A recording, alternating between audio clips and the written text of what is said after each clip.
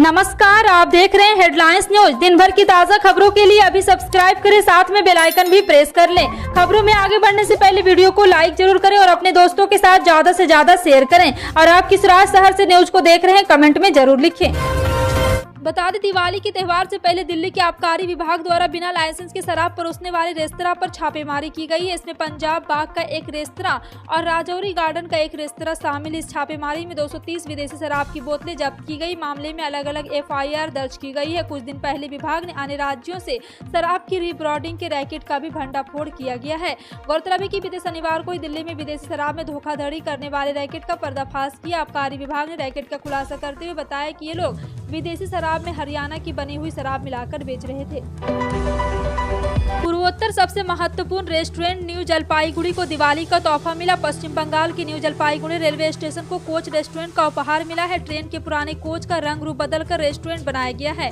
ये coach restaurant new Jalpaiguri railway station की entry के बराबर में बनाया गया है, जिससे इसका मजा रेलवे यात्री, टूरिस्ट सहित कोई भी आम जनता भी ले सकती है। इसमें यात्रियों के रेलवे स्टेशन का माहौल देने के लिए ऐसी कोच ने दोनों तरफ रेलवे स्टेशन जैसी सजावट भी की गई है। भाजपा और RSS देश में नफरत फैलाने का आरोप लगाते हुए कांग्रेस नेता राहुल गांधी ने रविवार को कहा है कि भारत जोड़ो यात्रा का उद्देश्य सद्भाव और भाईचारों को बढ़ावा देना है। यात्रा रविवार सुबह कर्नाटक से तेलंगाना में प्रवेश करने के बाद एक सभा को संबोधित करते हुए उन्होंने कहा, पैदल मार्च महंगाई और बेरोजगारी के मुद्दों को भी उठाएगा। उन्होंने कहा कि भारत जोड़ो यात्रा भाजपा RSS की विचारधारा, नफरत और हिंसा के खिलाफ है। उन्होंने आरोप लगाया कि आज दो भारत मौजूद है, एक जो चुनिंदा लोगों का है और दूसरा जो लाखों युवाओं, किसानों, श्रमिक और छोटे व्यापारियों का है। उन्होंने कहा है कि हमें दो भारत नहीं चाहिए, हम केवल एक भारत चाहते हैं और सभी को न्याय और रोजगार मिले। देश में भाईचारा होना चाहिए।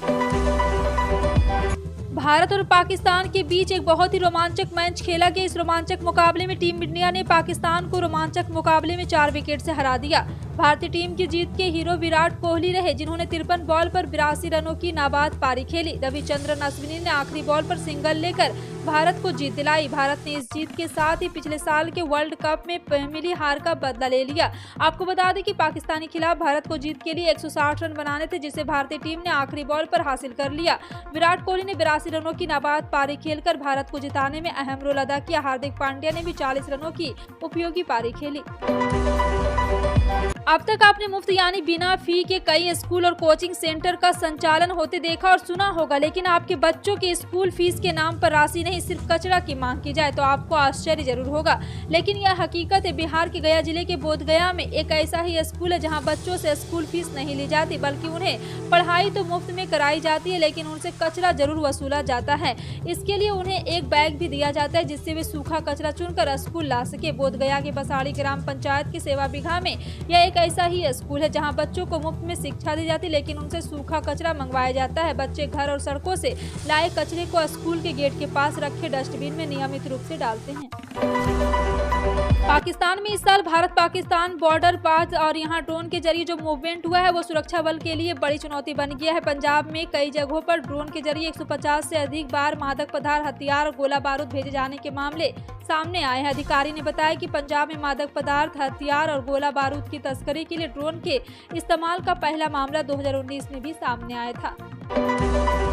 सहारनपुर में दारुल उलूम समेत 300 से ज्यादा मदरसे अवैध निकले हैं। सरकारी सर्वे में ये बात सामने आई है। सहारनपुर के अधिकारियों ने रविवार को Islamic education institute Darul Uloom Deoband को अवैध गैर मान्यता प्राप्त मदरसा घोषित किया है। सरकार द्वारा किए गए सर्वेक्षण के बाद ये रिपोर्ट पेश की गई। जिले के अधिकारियों ने अपनी रिपोर्ट में 306 अन्य गैर मान्यता प्राप्त इस्लामी शिक्षा संस्थानों को अवैध बताया है। इस मामले में जिला अल्पसंख्यक कल्याण अधिकारी भरत लाल गोंडा का बयान भी सामने आया है।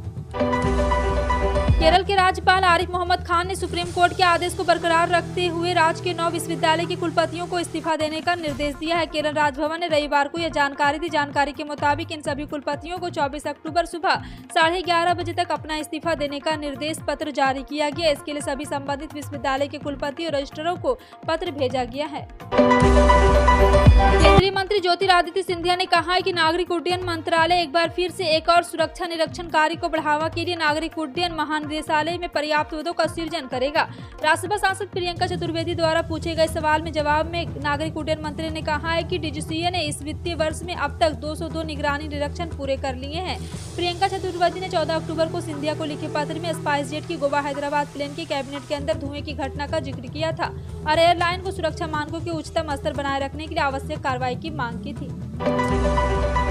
सऊदी अरब के प्रधानमंत्री और क्राउन प्रिंस मोहम्मद बिन सलमान के अगले महीने भारत आने की उम्मीद है। सूत्रों के हवाले से रिपोर्ट कहा गया है कि सऊदी क्राउन प्रिंस के 14 नवंबर के बोली में G20 शिखर सम्मेलन के लिए जाने के दौरान भारत का दौरा करने की संभावना है। मोहम्मद बिन सलमान ने कहा है कि वह मोदी के निमंत्रण पर भारत आ रहे हैं। यह एक दिन का दौरा है। इससे पहले सऊदी ऊर्जा मंत्री अब्दुल अजीज बिन सलमान ने पिछले सप्ताह भारत का दौरा किया था, जो ओपेक प्लस द्वारा तेल उत्पादन में कटौती का निर्णय लेने के साथ मेल खाता था।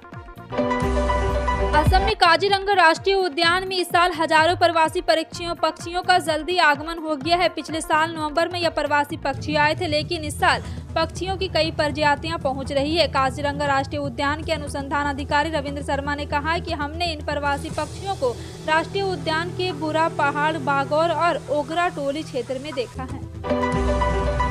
दिवाली से एक दिन पहले असम सरकार ने राज्य सरकार के कर्मचारियों की महंगाई भत्ता बढ़ाने का ऐलान किया है। डीए में बढ़ी हुई दर इस साल जुलाई से लागू होगी। इस बात का ऐलान खुद मुख्यमंत्री हेमंत बिस्वा शर्मा ने किया है।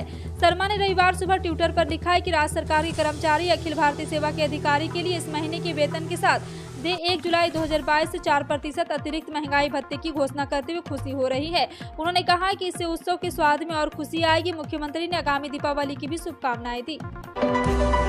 दीपावली को दीपों का त्योहार या दीपोत्सव भी कहा जाता है। दिवाली भारत का सबसे लोकप्रिय और सबसे बड़ा त्योहार है। यह त्योहार भगवान राम की याद में मनाया जाता है, जो 14 वर्ष के वनवास के बाद अयोध्या लौटे थे। इस अवसर पर हिंदू अनुयायी मिट्टी के दीपक जलाते हैं और अपने घरों को रंगोली से सजाते हैं। दीपावली की तैयारी को लेकर बाजारों में भीड़ देखी गई। हालांकि दुकानदार का जो अनुमान था उस तरह खरीदारी नहीं हुई। लोगों ने छोटे छोटे सामान खरीद कर धनतेरस मना लिया। कुछ दुकानदार जैसे कि टीवी दुकानदार, फर्नीचर दुकानदार, इलेक्ट्रॉनिक दुकान आदि ने बताया कि ऑनलाइन शॉपिंग के कारण धनतेरस में प्रभाव पड़ा है।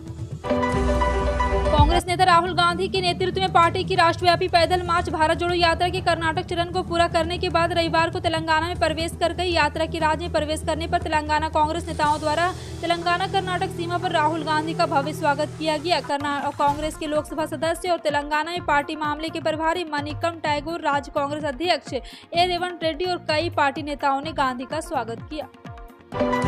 गोवा के मुख्यमंत्री प्रमोद सावंत ने रविवार किसान उत्पादन कंपनी लिमिटेड का उद्घाटन किया। इस मौके पर उन्होंने कहा कि सरकारी कल्याणकारी योजनाओं की गांव के किसानों तक पहुंचाने के लिए किसान नेताओं की जरूरत है। केंद्र सरकार कई योजनाएं किसानों तक नहीं पहुंचती है। यही वजह है कि अधिक किसान नेताओं की जरूरत है जो कि योजनाओं को किसानों तक पहुंचा सके। उन्होंने कहा किसान उत्पादन कंपनी किसान और बाजार के बीच एक सेतु का काम करेगी।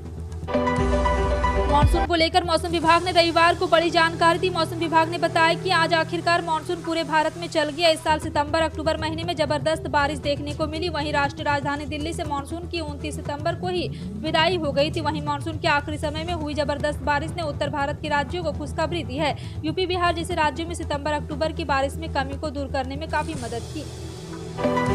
रांची पुलिस ने दीपावली के मौके पर सुरक्षा का पुख्ता इंतजाम किया है और सुरक्षा को लेकर पुलिस हाई अलर्ट मोड पर है। संवेदनशील इलाकों को मद्देनजर रखते हुए सुरक्षा की विशेष तैयारी की गई है।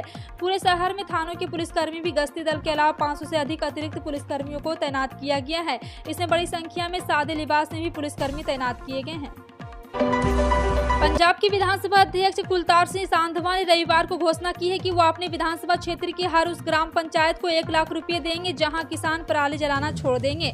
रविवार को यहां एक आधिकारिक बयान में कहा गया कि ये राशि उनके विवेकाधीन कोटे से दी जाएगी। आप विधायक सांधवा कोटपुरा विधानसभा क्षेत्र का प्रतिनिधित्व करते हैं। सांधवा ने कहा कि धान की पराली को जलाने से पर्यावरण पर हानिकारक प्रभाव पड़ता है और साथ ही भूमि की उर्वरता भी प्रभावित होती है। उन्होंने कहा कि गुरबानी के सिद्धांतों के मुताबिक है पंजाब। कांग्रेस ने रविवार को कहा कि अगर पार्टी गुजरात में सत्ता में आती है तो विभिन्न सरकारी संस्थानों विभागों में संविदा पर या आउटसोर्स कर्मचारी के रूप में काम कर रहे हैं तो उन्हें 15 लाख युवाओं को नियमित सरकारी नौकरी प्रदान की जाएगी। कांग्रेस की गुजरात इकाई के कार्यकारी अध्यक्ष हिम्मत सिंह पटेल ने यह घोषणा की है। इससे एक दिन पहले कांग्रेस शासित राजस्थान सरकार ने संविदा कर्मचारियों को नियमित करने संबंधी नियमों को मंजूरी दी थी। शिवसेना नेता उद्धव ठाकरे ने रविवार को महाराष्ट्र सरकार से राज्य में गीला सूखा घोषित करने और बारिश से प्रभावित किसानों को नुकसान के आकलन की रिपोर्ट का इंतजार किए बिना 50,000 रुपये प्रति हेक्टेयर। एक बार फिर से आपको बता दें कि यहां पे मुआवजा देने की मांग का सिलसिला जारी है। औरंगाबाद में बारिश से प्रभावित किसानों से संवाद के दौरान उद्धव ने राज्य सरकार पर निशाना साधते हुए कहा, एकनाथ शिंदे के नेतृत्व वाली सरकार में घोषणाओं की बारिश हो रही, लेकिन क्रियान्वयन के मामले का सूखा पड़ा है। राष्ट्रपति द्रौपदी मुर्मू दिवाली के त्यौहार के बाद अगले महीने की शुरुआत में पूर्वोत्तर भारत की यात्रा करेगी। अपनी इस यात्रा के क्रम में वे नवंबर की शुरुआत में 2 दिवसीय दौरे पर मिजोरम आएंगी। राज्य के एक अधिकारी ने इसके बारे में जानकारी दी। जुलाई में राष्ट्रपति बनने के बाद राष्ट्रपति मुर्मू की यह पहली मिजोरम यात्रा है। वह राष्ट्रपति चुनाव के लिए सत्तारूढ़ मिजोरम नेशनल फ्रंट और भाजपा के सदस्यों से वोट हासिल करने के लिए 7 जुलाई को पहले ही राज्य का दौरा कर चुकी है। आपका इन सभी खबरों पर क्या कहना है, कमेंट सेक्शन में टाइप करके जरूर बताएं। इसी तरह की पल पल की अपडेट जानने के लिए जुड़े रहें आप अपने हेडलाइंस न्यूज के साथ। मिलते हैं अगली बड़ी खबर में, तब तक के लिए जय हिंद।